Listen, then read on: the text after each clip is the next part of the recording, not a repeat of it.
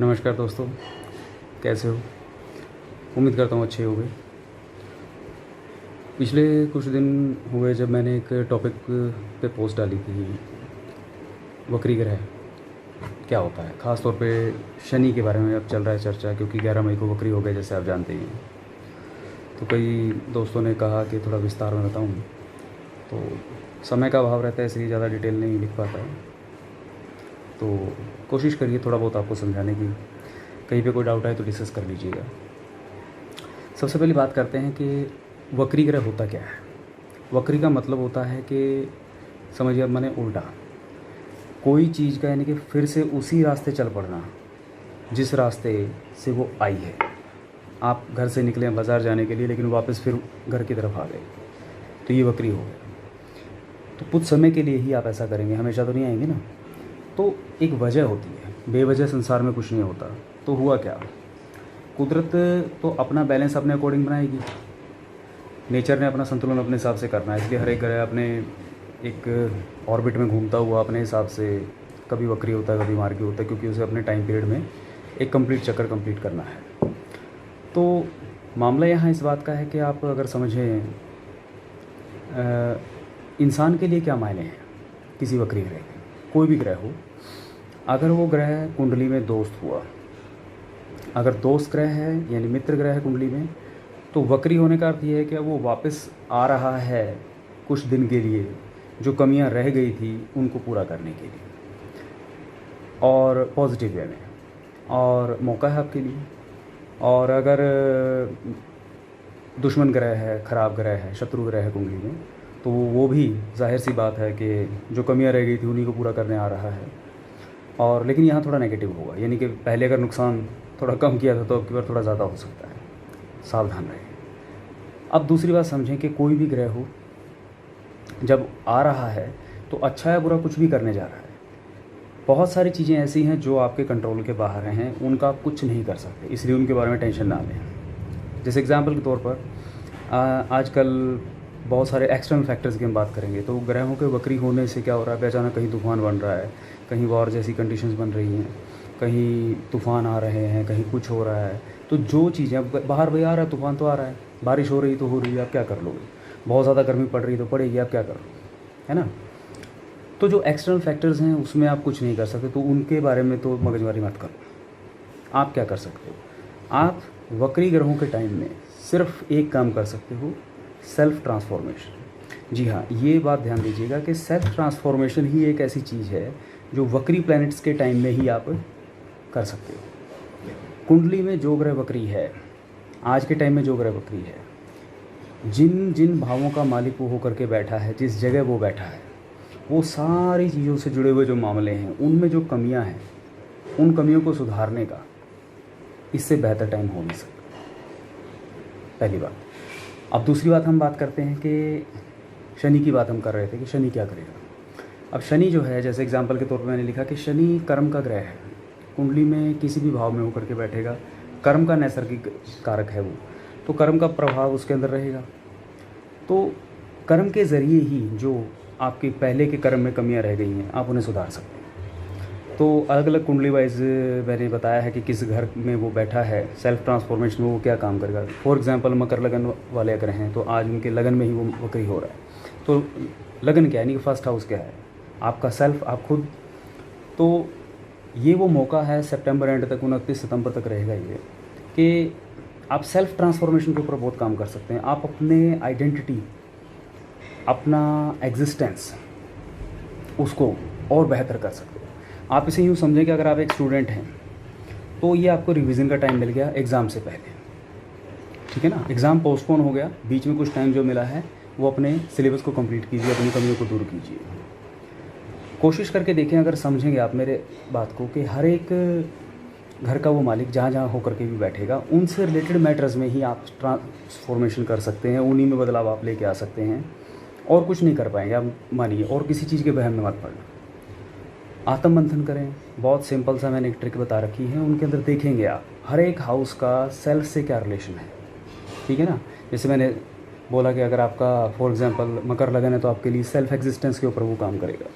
आप अपनी सेल्फ जो है, आइडेंटिटी जो है, आपका अस्तित्व जो है उसमें क्या सुधार ला सकते हैं, आपकी पर्सनैलिटी में क्या सुधार ला सकते हैं, कहाँ कमियाँ हैं, उन पे काम कीजिए। अभी अच्छी पर्सनैलिटी डेवलपमेंट की बुक पढ़िए, देखिए अपने रोल मॉडल्स के अकॉर्डिंगली काम कीजिए, दिनचर्या अपनी बनाइए। ये 4 महीनों में आप वो कमाल कर देंगे जो पहले नहीं कर पाए थे। लेकिन हाँ, अब अगर चूक गए तो फिर ये मौका आपको 30 साल बाद मिलेगा, अभी नहीं मिलने वाला। ऐसे ही आप अलग अलग खानों की हम बात करेंगे। जैसे मेष लगन वालों के लिए से स्टार्ट कर लेता हूँ। मेष लगन का ये 10वें घर का मालिक है, तो 10वें घर में वक्री हो गया। इसका अर्थ क्या है? 10th हाउस होता है कर्म का, आपकी रेपुटेशन का। तो ये जो सितंबर एंड तक का टाइम है वो आपके लिए है आपकी रेपुटेशन को एनालाइज करने का, कहाँ कमी है। ये रीवैल्यूएट कीजिए अपने आप को, अपना फिर से रीवैल्यूएशन कीजिए, रिव्यू कीजिए, अपने आप को रीडिज़ाइन कीजिए। अगर आप इस तरीके से रिलेटेड फैक्टर्स पे काम करेंगे तो यकीन मानिए आपका एक रिफाइंड वर्जन जो आपको मिलेगा वो आपको तो हैरान करेगा ही, दुनिया के लिए भी आप बेटर प्रोडक्ट निकल के आओगे। ठीक है ना? तो मेष लगन में जैसे मैंने बोला 10th हाउस का मालिक है।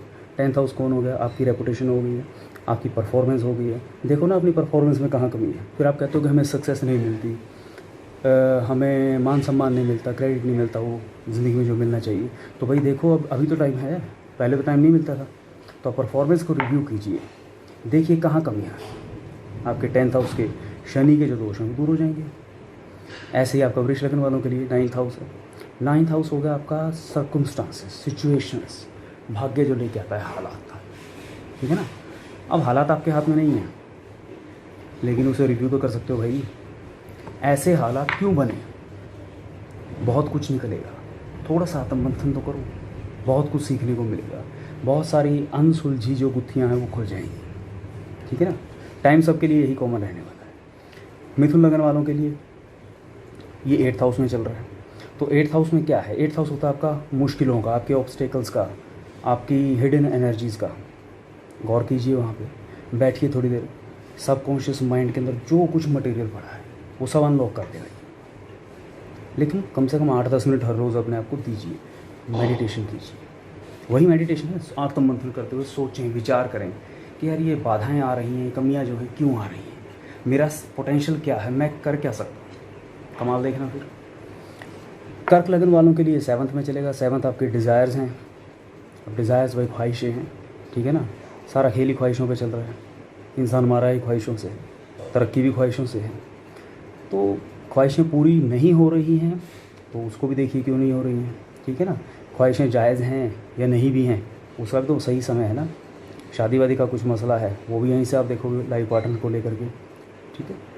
तो जो भी इश्यूज़ हैं आपके 7th हाउस से रिलेटेड, वो इस टाइम में आप अपने आप को थोड़ा सा रीवैल्यूएट कीजिए, डेफिनेटली आउटकम अच्छा निकलेगा। सिंह लगन आ गया भाई। सिंह लगन में 6th हाउस है। अब 6th हाउस आपको पता है क्या है? आपकी स्ट्रेंथ है, आपकी वीकनेस है, आपकी फाइटिंग स्पिरिट है। ठीक है ना? ये सेल्फ के बारे में बात कर रहा हूँ मैं। वैसे कुंडली के हिसाब से आपको पता है वो छठा घर रोग ऋण शत्रु है। अगर अब एक बात करते हैं, छठे घर में ये वक्री होकर के कोई हेल्थ रिलेटेड इशू अगर आपको दे रहा है तो आप क्या कर लोगे? आपके अपने हाथ में कुछ नहीं है, जो एक्सटर्नल फैक्टर्स हैं। मैं रिपीट कर रहा हूँ, अगर आप कुछ कर सकते हो तो सेल्फ से रिलेटेड कर सकते हो। अब बहुत दिनों तक, बहुत टाइम तक आपने अपनी कोई आदतें बिगाड़ के रखी, तो इस टाइम में ये भाई वो रोक देगा। क्या कर लोगे? वो रोग उभर के आएगा जो पीछे दब गया था। भाई किसी को स्टोन्स थे, किडनी स्टोन थे, वो प्रॉब्लम्स रह गई थी, वो फिर से उभर आएंगी। लेकिन अभी आज तो कुछ नहीं कर सकते ना, उसका तो इलाज कराना पड़ेगा। लेकिन आज क्या कर सकते हो? आज आप करोगे अपनी स्ट्रेंथ, अपनी वीकनेस, इनका एनालिसिस करो, अपनी फाइटिंग स्पिरिट के ऊपर काम करो कि कहाँ कमियाँ हैं, उनको रिव्यू कीजिए। क्योंकि मैं फिर रिपीट कर रहा हूँ, रिव्यू करने का और उसको सुधार करने का इससे बेहतर समय 29 सितंबर तक जो है मकर राशि के जो भी खानों में जहाँ कहीं भी पड़ी हैं कुंडली में, इससे बेहतर समय आपको सुधार करने का 30 साल बाद मिलेगा, अब नहीं मिलने वाला। ठीक है? आगे चलेंगे हम, फिर आएंगे आप कन्या लगन के अंदर। तो कन्या के अंदर 5th हाउस इंटेलिजेंस है, आपकी क्रिएटिविटी है। ठीक है ना?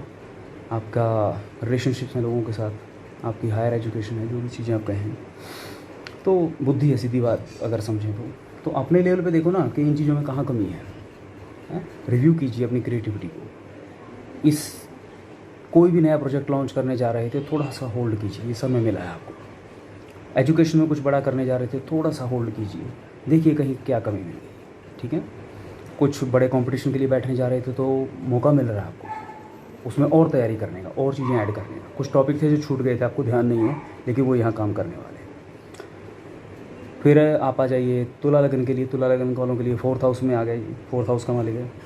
4th हाउस क्या है? 4th आपका मन है, आपकी पीस है, शांति, ठीक है ना। आपके विचार हैं, आपके थॉट्स हैं, आप इनके ऊपर काम कीजिए। आप जिस जगह रह रहे हैं, आपका घर है, आपके घर के आसपास का एरिया आ गया, वहाँ पर अगर आप देखेंगे तो किन चीज़ों में सुधार की ज़रूरत है, उस पर काम कीजिए। बहुत दिनों से कुछ चीज़ें ऐसी थी जो घर में नहीं चेंज कर पा रहे, सुधार नहीं कर पा रहे थे। आप थोड़ा गौर करें तो रास्ते बनेंगे, ठीक है ना। घर की मरम्मत करानी थी या घर में कुछ और मसला ऐसा था जो आप ठीक नहीं कर पा रहे थे, घर में शांति नहीं रह पाती थी, तो इस टाइम में आपको वो चीज़ों को रिव्यू करना चाहिए।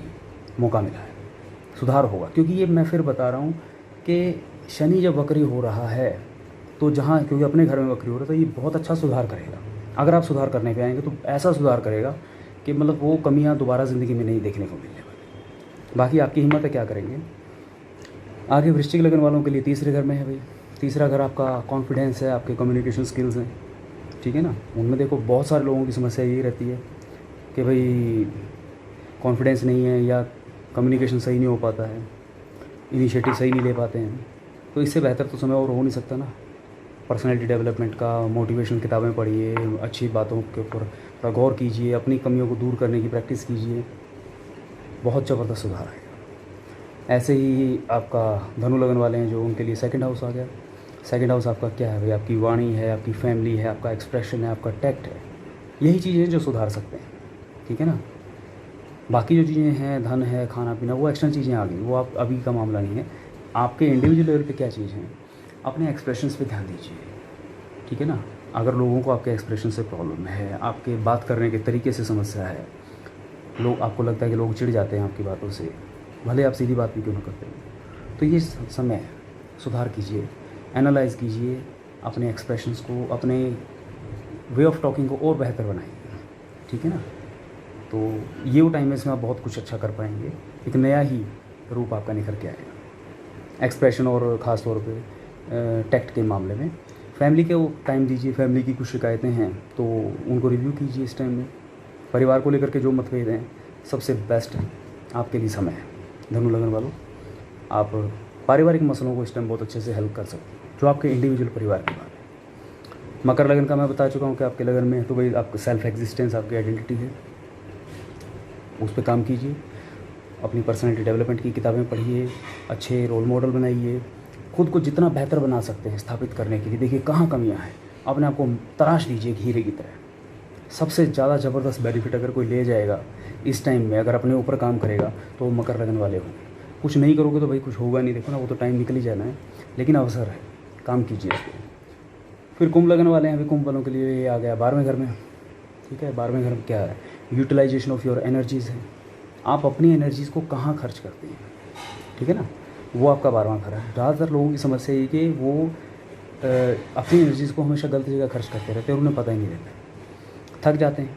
करना कुछ था, कर कुछ रहे हैं, तो थोड़ा सा उस पर गौर कीजिए।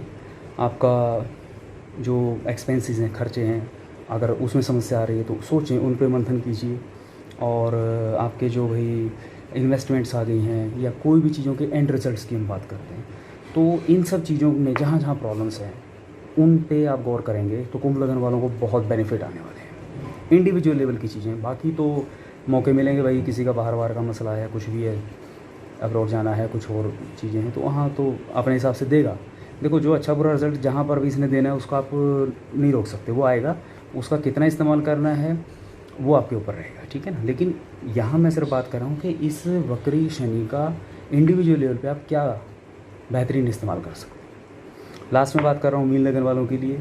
इनके लिए 11th हाउस का लॉर्ड है, 11वें घर का मालिक हो गया, वहीं आ रहा है, वक्री चल रहा है, तो 11वां घर हो गया आपकी इनकम, आपकी अर्निंग, आपकी इमेज, जो कमाया भाई आपका फ़ायदा क्या है, आपका एज ए ह्यूमन बीइंग आप किस काम के, क्या लाभ है आपका, जो मेहनत आपने करी उसका आउटकम क्या निकला, चाहे वो पैसा कमाई की धन की बात हो या आपकी अपनी खुद की एक इमेज होती है ना इंसान की, चाहे उन चीज़ों की बात हो, यानी आपने आपकी असली कमाई क्या है आपकी अपनी आइडेंटिटी के तौर पे। तो अगर आप इस बात पे गौर करेंगे तो डेफिनेटली आप जान पाएंगे कि रिज़ल्ट जो हैं वो बहुत अच्छे आएंगे अगर रिव्यू करेंगे, रीएनालाइज़ करेंगे और उन कमियों को दूर करने पे काम करेंगे। ठीक है, बाकी हर कुंडली के हिसाब से मैंने बताया हमेशा ये अलग अलग ऊपर नीचे रिज़ल्ट रह जाते हैं, क्योंकि बहुत वास्ट है, 12 खाने हैं, कहीं ना कहीं का मालिक होकर के बैठा है किस घर।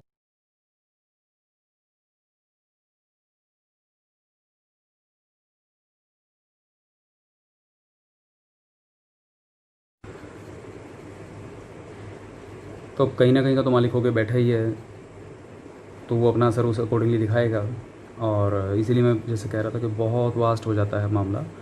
और कुंडली में 12 खाने हैं, जहाँ भी होगा हर एक अलग अलग तरीके से डिग्रीज ऊपर नीचे, तो इंडिविजुअल लेवल पे ऊपर नीचे रिज़ल्ट रहेंगे, इसमें कोई डाउट नहीं है जो बातें मैंने कही। लेकिन फिर भी हिंट जो दिया है उस पर अपने हिसाब से अगर आप अप्लाई कर पाएंगे तो काफ़ी हद तक आप इस समय का सदुपयोग कर पाएंगे।